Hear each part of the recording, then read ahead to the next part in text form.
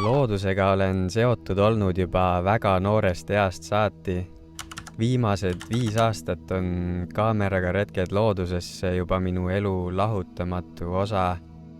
Üha enam on elu ja inimesed koondunud linnadesse ja üha enam näen, kuidas loodust meie ümber jääb vähemaks.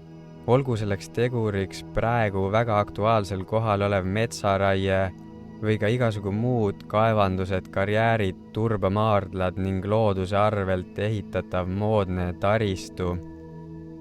Kuid ma arvan, et kõik ei ole veel kadunud.